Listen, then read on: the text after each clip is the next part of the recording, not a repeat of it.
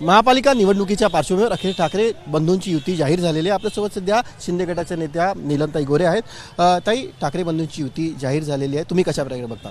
मी असं पाहते की आम्ही आज माननीय एकनाथजी शिंदे यांच्या नेतृत्वाखाली इथे स्मृतीस्थळावर आलो होतो। बाळासाहेब ठाकरे यांच्या समाधीचं दर्शन घेतलं आणि हिंदू हृदय सम्राट शिवसेना प्रमुख बाळासाहेब ठाकरे यांचं जे स्वप्न होतं की अगदी धरणाचं पाणीसुद्धा पूर्ण झालं की नाही याच्यावर ते लक्ष ठेवायचे, अशी चांगल्या प्रकारे महाराष्ट्राची आणि राज्याची काळजी घेणारे नेते म्हणून शिंदे साहेबांना सगळीकडे यश मिळते। कोणी काय युती करायची का कशा पद्धतीने लढायचं तो त्यांचा स्वतंत्र प्रश्न आहे, म्हणून त्याच्यावर मी कुठलंही भाष्य करणं स्मृतीस्थळावर उभं राहून तर मी करणं योग्य वाटत नाही आहे। मला असं वाटतं की तो आमचा बाळासाहेबांच्या बद्दलचा आदराचा भाग म्हणून आम्ही संयम बाळगतोय। आत्तापर्यंत ठाकरेंच्या शिवसेनेने अनेक दशकं मुंबई महापालिकेवरती सत्ता गाजवली। राज ठाकरे यांच्या मनसेची देखील मुंबईमध्ये ताकद आहे।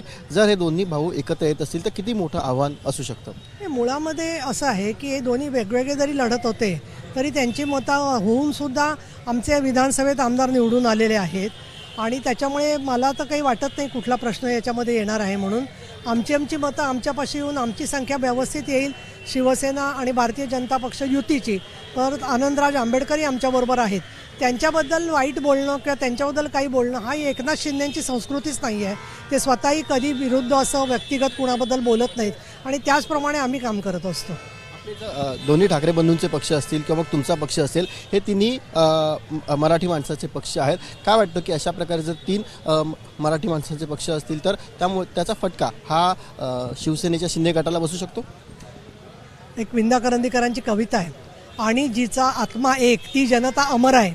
त्यामुळे संयुक्त महाराष्ट्रातली जनता कोण आपलं हित सांभाळते याची चांगली जाणीव त्यांना आहे आणि त्यामुळे ते शिवसेनेचा जो भगवा आहे एकनाथ शिंदेंच्या नेतृत्वाखाली त्या ठिकाणी एक सर्व श्रमिकांचं प्रमाणे सामान्य काम करणारा जो माणूस आहे, मुंबईचा आणि साताऱ्याचा सुपुत्र, या दृष्टीने शिंदेसाहेबांबरोबरच येणार असं मला खात्री वाटते।